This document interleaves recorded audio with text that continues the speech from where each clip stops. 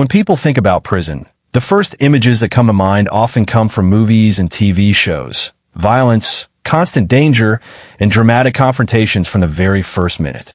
But the reality of a first day in prison is very different.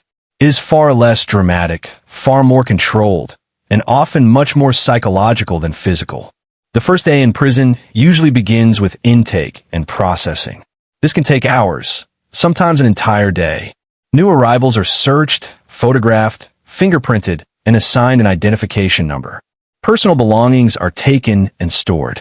This process is slow, repetitive, and impersonal. For many people, this is when the reality of incarceration truly sinks in. Next comes medical and mental health screening. Prison staff check for injuries, illnesses, medication needs, and mental health risks. This step is not optional. It's about safety, both for the individual and for the facility. Contrary to myth, prisons do not immediately throw people into general population without assessment. After processing, individuals are typically given standard issue clothing, bedding, and hygiene items. These are basic and uniform, reinforcing one of the biggest shocks of prison life, the loss of personal identity and choice. You are what you're given, eat what's served, and follow a strict schedule. Housing assignments come next. Many first-time arrivals are placed in temporary or intake housing, not immediately with the general population. This allows staff to observe behavior and determine appropriate placement. The environment is usually quiet, tense, and heavily supervised, not chaotic. One of the biggest surprises for most people is that the first day is mostly about waiting. Waiting in lines, waiting for instructions, waiting to be told where to go next. The boredom and uncertainty can be more stressful than fear of violence. Socially, the first day is marked by observation rather than interaction. New arrivals are often advised, formally or informally, to keep to themselves. Most people are cautious, not aggressive. The majority of inmates are focused on their own routines, not on targeting newcomers. Violence, while real in prisons, is not a guaranteed or immediate experience, especially on day one. Facilities are structured to minimize incidents during intake, and most inmates understand the consequences of causing trouble. Perhaps the hardest part of the first day is psychological, the sudden loss of freedom, privacy, and control. The realization that every movement is monitored and scheduled can be overwhelming. For many, this mental adjustment is far more difficult than any physical hardship. In reality, the first day in prison is not about brutality.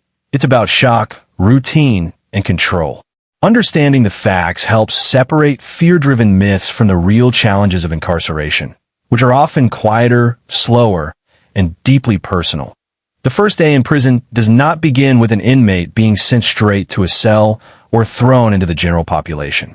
Instead, it starts with a highly structured and administrative procedure known as intake and processing.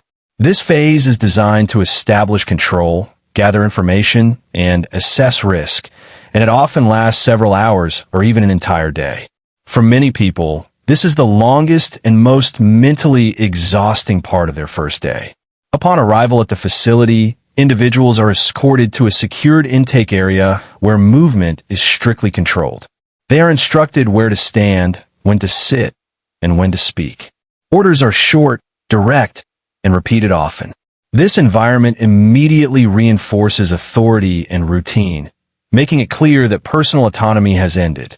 The process is impersonal by design, focusing on efficiency rather than comfort. One of the first steps involves search procedures, which may include pat-downs, strip searches, and scanning for contraband. These searches are conducted according to institutional rules and are intended to prevent weapons, drugs, or prohibited items from entering the facility. Although uncomfortable and invasive, they're standard practice and applied to everyone entering the prison. Next comes documentation and identification. New arrivals are photographed, fingerprinted, and assigned an inmate identification number. This number becomes their primary identifier within the system, often used more frequently than their name. During this stage, staff verify legal paperwork, sentencing details, and custody status to ensure accuracy before placement. Personal property is then confiscated, inventoried, and stored. Items such as clothing, wallets, phones, jewelry, and documents are logged and placed in storage until release or transfer. Some approved items may later be returned, depending on facility rules, but during intake, individuals are separated entirely from their belongings. This moment often marks a strong emotional shift, as it symbolizes the loss of connection to the outside world. Throughout intake, individuals may be moved through multiple stations, waiting areas, interview desks, medical rooms, often without knowing how long each step will take. Communication from staff is usually minimal, and questions may go unanswered, adding to confusion and stress. Silence, observation, and compliance are expected behaviors during this phase. Intake is not a fast or smooth process. Delays are common due to overcrowding, staff availability, or security concerns. People may spend long periods sitting on benches or standing in line under constant supervision. Time feels distorted, and the lack of information can increase anxiety, especially for first-time inmates who do not yet understand prison routines. This entire process is meant to transition individuals from the outside world into the prison system in a controlled, methodical way, emphasizing order, regulation, and institutional authority from the very beginning point. One of the most immediate and impactful moments on the first day in prison is the removal of personal belongings. This step is not symbolic. It is procedural, but its psychological effect is significant. Shortly after intake begins, individuals are instructed to surrender everything they arrived with, often placing items into bins or bags under staff supervision. There is no negotiation in this process, and refusal can result in disciplinary action. Items such as wallets, cash, identification cards, phones, keys, jewelry, watches, belts, and even personal documents are taken and cataloged. Each item is listed in detail, sometimes in the inmate's presence, to create an official property record. This inventory is meant to protect both the facility and the individual by documenting what was surrendered, but it also serves as a clear reminder that nothing carried in from the outside is automatically allowed inside. Once collected, these belongings are sealed and stored in a secure property area. Access to them is extremely limited. In most cases, individuals will not see these items again until release, transfer, or court appearance. Even emotionally significant items, family photos, letters, or religious objects, are treated as property and removed unless specifically permitted by facility policy. After property intake, the individual is formally entered into the prison system through identification processing. A photograph is taken, often under strict instructions about posture, facial expression, and where to look. Fingerprints are recorded digitally and sometimes physically. This data becomes part of a permanent institutional record that follows the individual throughout their incarceration. At this stage, the person is assigned an inmate identification number. This number is used to track movement, housing, work assignments, medical records, disciplinary actions, and commissary accounts. In many facilities, staff refer to inmates primarily by this number rather than by name, especially during official interactions. The use of an identification number reinforces the system's focus on classification and control. Names become secondary to numerical identification, reducing personal identity to a data point within a larger administrative structure. Over time, inmates learn that remembering and responding to this number quickly is necessary for daily operations, from roll calls to meal distribution. This shift from being recognized as an individual with personal possessions to being logged as a numbered inmate often happens within the first few hours. The speed and formality of the process can feel abrupt, leaving little time to emotionally process what is happening. The loss of personal items combined with the assignment of a number marks a clear transition from civilian life into institutional custody. After identification and property intake, new arrivals are required to undergo medical and mental health screenings, a step that is non-negotiable and closely monitored. This process is designed to identify immediate health concerns, prevent medical emergencies, and assess potential risks to the individual and others within the facility. It usually happens within the first 24 hours, often during intake itself. The medical screening typically begins with basic questions about physical health. Individuals may be asked about chronic conditions such as diabetes, asthma, heart disease, or high blood pressure. Staff also inquire about recent injuries, past surgeries, and current symptoms. Even minor complaints are noted, as untreated conditions can quickly become serious in a prison environment where access to care is limited and movement is controlled. Medication history is a critical part of this process. Individuals must report any prescriptions they were taking prior to incarceration, including dosage and frequency.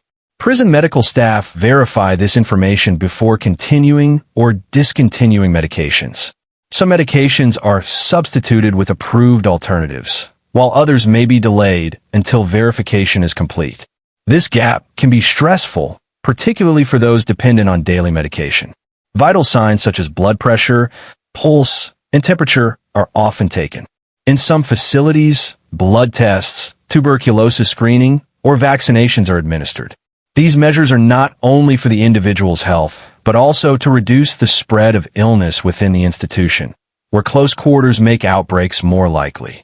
Mental health screening is equally important and often conducted alongside the physical exam. Individuals are asked about past diagnoses, psychiatric treatment, hospitalizations, and current mental state. Questions may address anxiety, depression, hallucinations, or suicidal thoughts. These assessments help staff determine whether someone requires immediate intervention, monitoring, or placement in specialized housing. Particular attention is paid to suicide risk, especially during the first few days of incarceration, which is considered a high-risk period. Individuals who show signs of emotional distress, confusion, or withdrawal may be placed on observation status or housed separately for their own safety. This is done as a preventative measure, not as punishment. The screening environment itself is typically clinical and efficient, with limited privacy and little time for discussion. Interactions are brief and factual. While medical staff may be professional, the volume of intakes often means conversations are rushed, leaving individuals feeling unheard or unsure about what care they will receive. All information collected during these screenings becomes part of the inmate's institutional medical record. This record follows them throughout incarceration and influences housing decisions, work eligibility, and access to services. The screening process establishes a baseline for future care while also reinforcing the system's priority on control, risk management, and institutional safety over individual comfort. Following intake, identification, and medical screening, individuals are issued standard prison clothing and basic supplies. This step is practical, but it also carries a strong psychological impact. The clothing is uniform, functional, and intentionally generic, designed to remove individuality and establish visual order within the facility. New inmates are typically instructed to change immediately, often in a supervised area or communal space. Civilian clothing is removed and either sent to storage with personal property or disposed of, depending on facility policy. The act of changing into prison-issued clothing marks a clear and unavoidable transition into institutional life. Prison uniforms vary by facility, but usually consist of plain shirts and pants in standardized colors such as orange, khaki, gray, or blue. In some institutions, color indicates custody level, housing unit, or worse status. Shoes are also issued and are usually basic, uncomfortable, and mass-produced. Fit is often imprecise, with limited sizing options available. Along with clothing, inmates receive a basic bedding kit, which may include a thin mattress, blanket, and sheets. These items are designed for durability rather than comfort. Personal preference is not considered, and replacements are not easily obtained. The bedding is often one of the first physical reminders of the long-term nature of confinement. Hygiene supplies are also distributed, typically consisting of items like soap, toothpaste, a toothbrush, and toilet paper. These are minimal and utilitarian. Brand choice does not exist, and quantities are strictly controlled.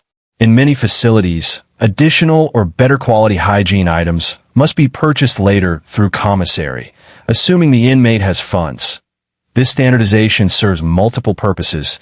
It reduces contraband, simplifies inventory, and allows staff to quickly identify inmates. At the same time, it removes personal expression. Clothing, grooming products, and daily necessities, all things that represent autonomy in the outside world, are now regulated and rationed. For many individuals, this is the moment when the emotional weight of incarceration becomes fully real. Wearing identical clothing to everyone else reinforces the loss of personal identity and independence. Choices that were once automatic, what to wear, how to groom, what to sleep on, are now dictated by policy. The issuance of prison clothing and supplies is not meant to humiliate, but it does establish a clear hierarchy. The institution controls even the smallest details of daily life. This loss of choice becomes a defining feature of the prison experience from the very first day. After processing, medical screening, and the issuance of clothing and supplies, most new inmates are not immediately sent to their permanent housing unit. Instead, they are placed in temporary housing, often referred to as intake, reception, or orientation units. This stage acts as a buffer between arrival and full integration into the general population. Intake housing is designed to allow staff time to observe behavior, verify classification details, and determine appropriate placement. Factors such as criminal history, sentence length, custody level, gang affiliation, mental health status, and prior incarceration experience are all reviewed during this period. The goal is to reduce conflict and ensure individuals are housed in environments that match their assessed risk level. These units are typically more controlled than standard housing. Movement is limited, schedules are rigid, and supervision is constant. New inmates may spend much of their time in their assigned cells or on their bunks, with fewer privileges than those in permanent units. This increased control helps staff maintain order during the most unpredictable phase of incarceration. Temporary housing environments are often quiet and tense. Many individuals are unfamiliar with prison routines and rules, leading to cautious behavior. Communication between inmates tends to be minimal, and interactions are usually brief and guarded. People watch and listen more than they speak, trying to understand the unspoken rules of the environment. During this phase, inmates may attend orientation sessions or receive written materials explaining facility rules, disciplinary procedures, and daily schedules. They may also meet with classification officers or counselors who finalize housing decisions. These meetings are typically short and formal, focusing on facts rather than personal circumstances. The length of time spent in intake housing varies widely. Some individuals remain there for a few days, while others may stay for weeks due to overcrowding, administrative delays, or security concerns. This uncertainty adds to stress, as inmates often do not know when or where they will be moved next. Living conditions in intake units are usually basic. Access to recreation, programs, or work assignments is limited or non-existent. Meals are often eaten in the unit rather than a common dining hall. The routine is repetitive, reinforcing the institutional structure and limiting distractions. This period serves as an adjustment phase, forcing individuals to adapt to confinement, rules, and loss of freedom before entering the broader prison population. Temporary housing functions as both an observation period and a controlled environment that sets expectations for behavior and compliance from the very beginning. One of the most unexpected aspects of the first day in prison is how much of it is spent waiting. Waiting is not occasional. It dominates the day. New arrivals wait in lines, on benches and holding cells, and in intake units, often without any clear explanation of what is coming next or how long it will take. This lack of information is a defining feature of the experience. Waiting begins almost immediately after arrival.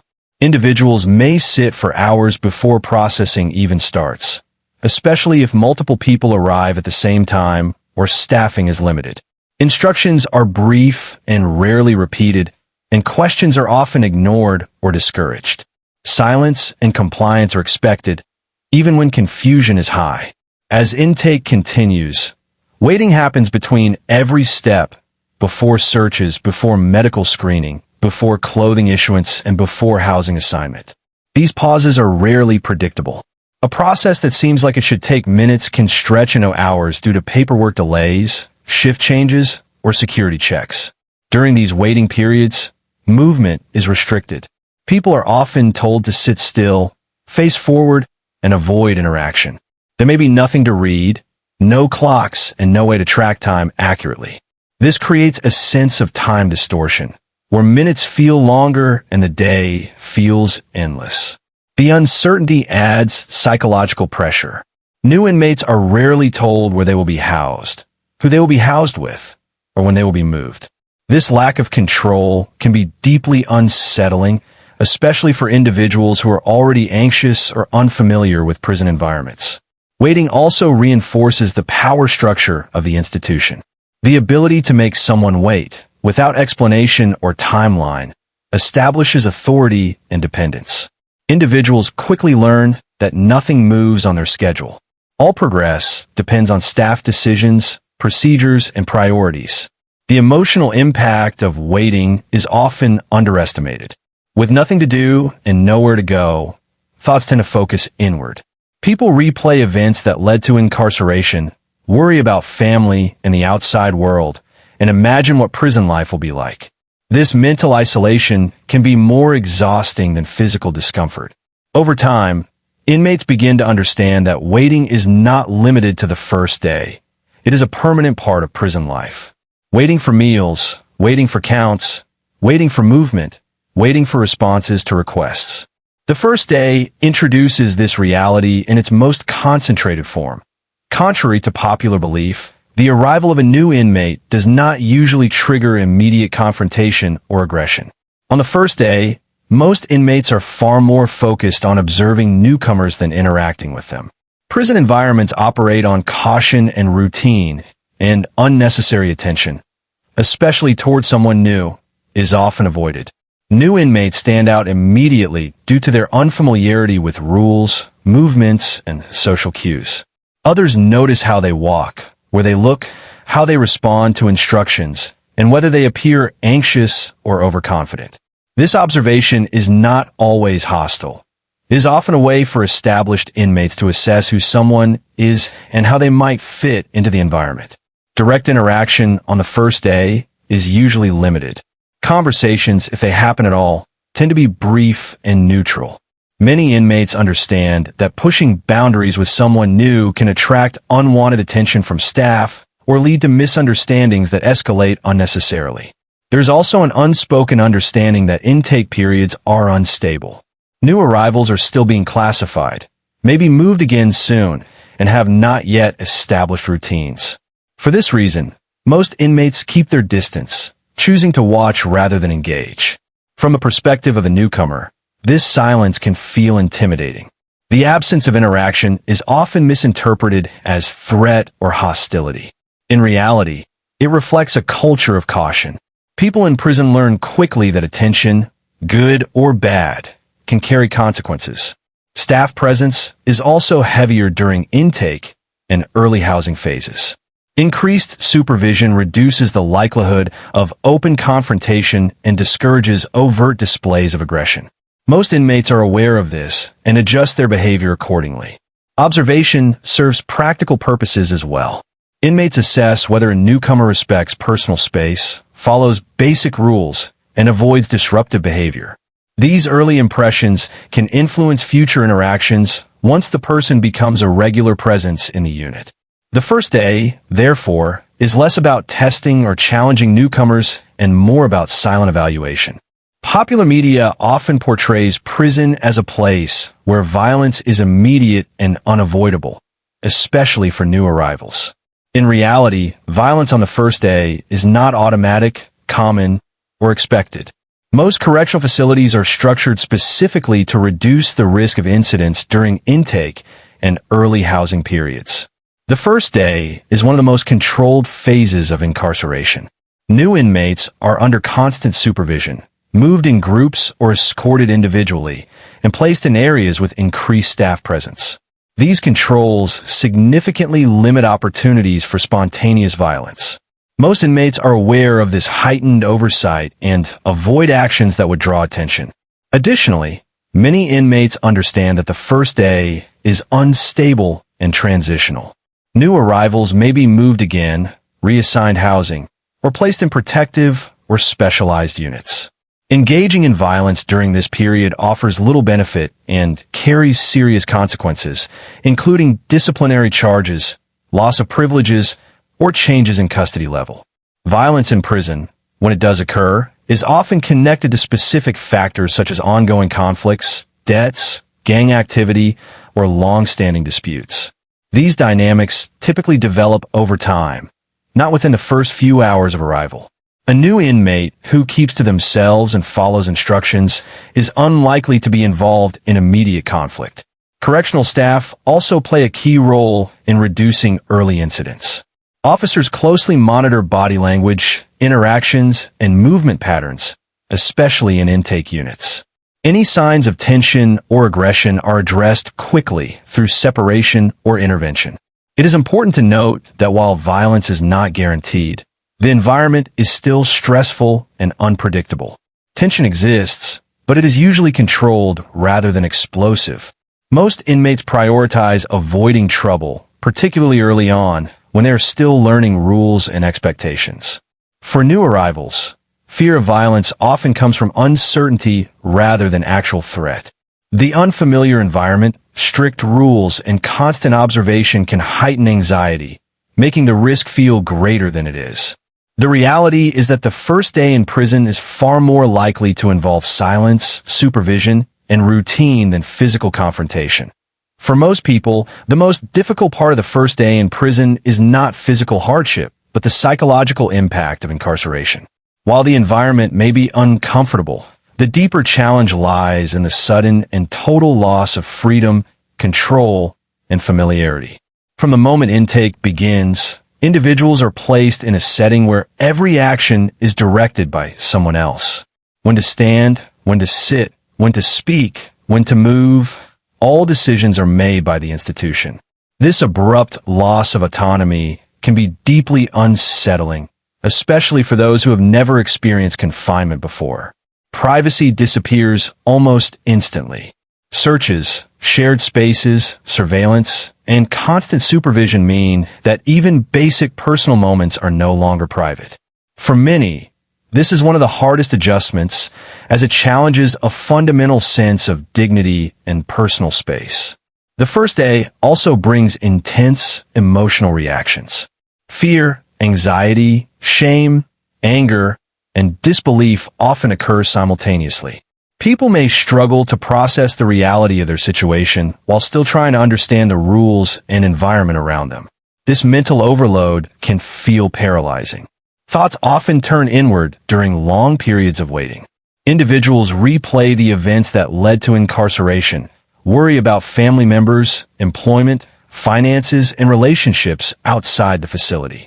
The inability to communicate freely or take immediate action adds to feelings of helplessness. Time perception changes dramatically. Without clocks, schedules, or clear information, the day can feel endless.